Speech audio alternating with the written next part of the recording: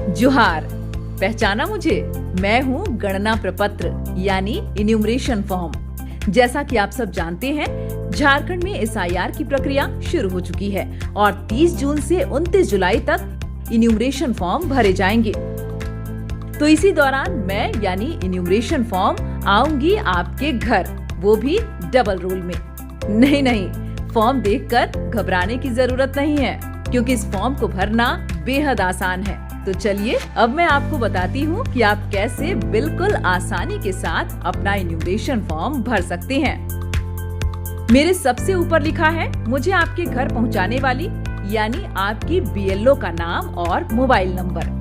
अब सबसे पहले आप मुझे 4 भागों में बांट सकते हैं, ऐसे। तो सबसे ऊपर वाले पहले भाग में आपको आपकी सारी डिटेल्स मिल जाएंगी, जैसे आपका नाम, EPIC number, address, part number, विधानसभा क्षेत्र और राज्य का नाम।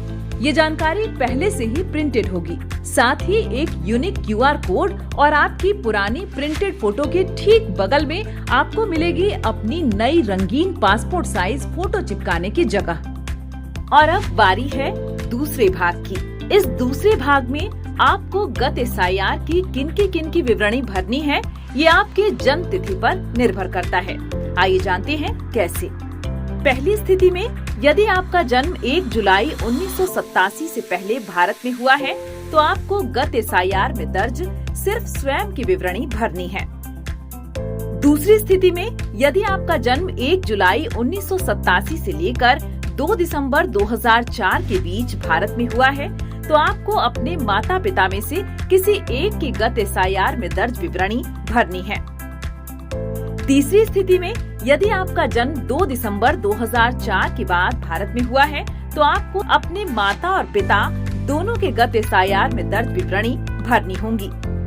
तो पहली स्थिति में जिनका जन्म 1 जुलाई 1987 से पहले हुआ है, वो इन्यूमरेशन फॉर्म के इस हिस्से में अपनी विवरणी इस प्रकार भरेंगे। गत एसआईआर की मतदाता सूची में दर्ज अपना नाम लिखें। इसके बाद एपिक यानी मतदाता पहचान पत्र का सीरियल नंबर अगर उपलब्ध हो तो यहाँ लिखें। रिश्तेदार का नाम वाले कॉलम में अपने पिता का नाम लिखें और नीचे संबंध वाले कॉलम में उनसे अपना संबंध दर्ज करें। अब जिला, राज्य और विधानसभा वाले कॉलम को भरें। इसके ठीक नीचे बनाए गए बॉक्स में आप गत एसआईआर में दर्ज स्वयं का विधानसभा क्षेत्र संख्या, भाग संख्या और क्रम संख्या दर्ज करें। अब दूसरी स्थिति में यदि आपका जन्म 1 जुलाई 1987 से लेकर 2 दिसंबर 2004 के बीच हुआ है, तो आप फॉर्म के दूसरे भाग के दाएं वाले हिस्से में अपने माता या पिता के गत एसआईआर में दर्ज विवरणी इस प्रकार भरेंगे। नाम वाले कॉलम में माता या पिता जिनकी भी जानकारी उपलब्ध हो उनका नाम लिखें। यदि उनका एपिक नंबर उपलब्ध हो तो यहाँ लिखें। अब तीसरे कॉलम जहाँ रिश्तेदार का नाम लिखना है, वहाँ ऊपर नाम वाले कॉलम में जिनका नाम लिखा है उनके पिता का नाम लिखें। इसके नीचे वाले कॉलम में उनसे अपना संबंध लिखें। अब जिला, राज्य और विधानसभा वाले कॉलम को भरें। इसके ठीक नीचे बनाए गए बॉक्स में गत एसआईआर में दर्ज उनकी विधानसभा क्षेत्र संख्या, भाग संख्या और क्रम संख्या लिखें। अब तीसरी स्थिति में यदि आपका जन्म 2 दिसंबर 2004 के बाद हुआ है, तो आप फॉर्म के दाएं वाले हिस्से में दी गई जगह को कुछ इस तरह एक लकीर के माध्यम से 2 हिस्से में विभाजित कर लें। अब इनमें पहले वाले हिस्से में अपने पिता और दूसरे वाले हिस्से में अपनी माता की गत एसआईआर से जुड़ी विवरणी इस प्रकार भरें। नाम वाले बॉक्स में एक तरफ पिता और दूसरी तरफ माता का नाम लिखें। एपिक संख्या वाले बॉक्स में अगर उनकी एपिक संख्या उपलब्ध हो तो दर्ज करें। रिश्तेदार वाले नाम के बॉक्स में माता और पिता दोनों के ही पिता का नाम दर्ज करें। संबंध वाले बॉक्स में उनसे अपना संबंध दर्ज करें।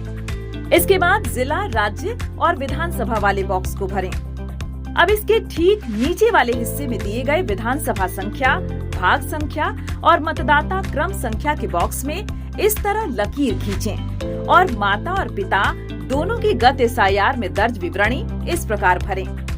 विधानसभा क्षेत्र संख्या वाले बॉक्स में गत एसआईआर में दर्ज माता और पिता दोनों की विधानसभा क्षेत्र संख्या लिखें। इसी तरह भाग संख्या और क्रम संख्या में गत एसआईआर में दर्ज माता और पिता दोनों की भाग और क्रमांक संख्या दर्ज करें। अब आते हैं फॉर्म के तीसरे हिस्से में। यहाँ आपको अपनी कुछ सामान्य जानकारियाँ दर्ज करनी होंगी, जैसे अपनी जन्म तिथि, यदि आपका आधार नंबर उपलब्ध हो तो यहाँ लिखें। उसके बाद अपना मोबाइल नंबर और फिर अपने पिता या अभिभावक का नाम, यदि आपके पिता या अभिभावक का मतदाता पहचान पत्र संख्या उपलब्ध हो तो यहाँ लिखें। उसके बाद अपनी माता का नाम लिखें। यदि उनका मतदाता पहचान पत्र संख्या उपलब्ध हो तो आप उसे भी अगले कॉलम में दर्ज करें। यदि आवश्यकता हो तो अगले कॉलम में अपने पति या पत्नी का नाम और उनका मतदाता क्रमांक दर्ज करें। लीजिए, आपने अपना इन्यूमरेशन फॉर्म लगभग भर ही लिया है, लेकिन अभी बाकी है सबसे जरूरी काम। इन्यूमरेशन फॉर्म के चौथे हिस्से में 3 महत्वपूर्ण घोषणाएं लिखी हैं। यदि आप स्वयं अपना इन्यूमरेशन फॉर्म भर रहे हैं तो इसे ऐसे पढ़ें। ऊपर उल्लिखित मतदाता, जो कि मैं स्वयं हूँ, ने किसी अन्य देश की नागरिकता प्राप्त नहीं की है।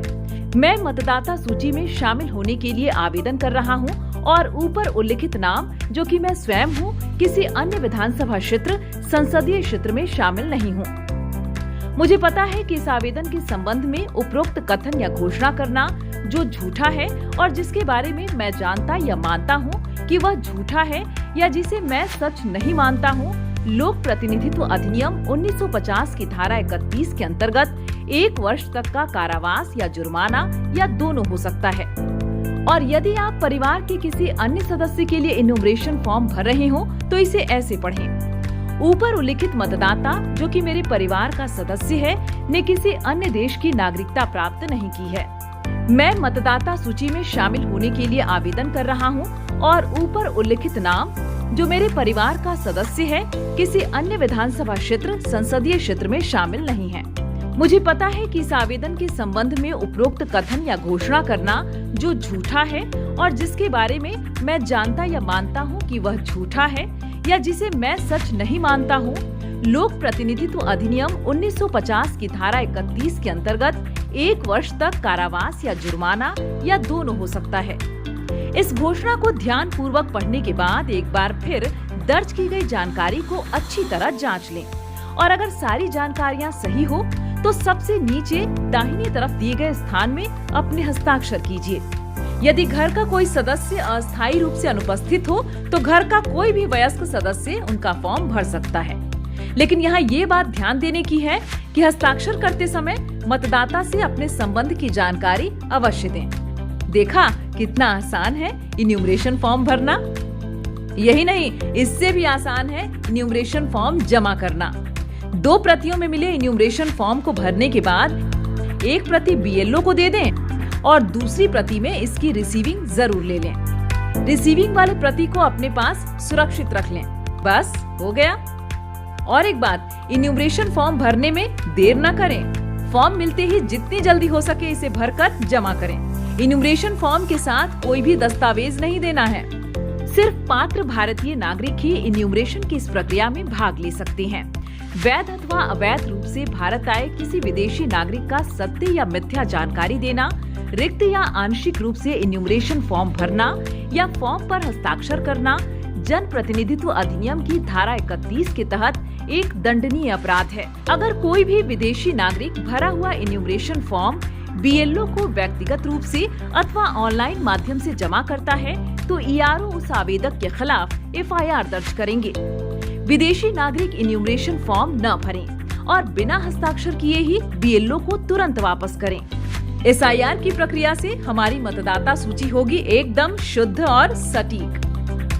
तो इस अभियान में आप भी अपना योगदान दें और जागरूक मतदाता का कर्तव्य निभाएं।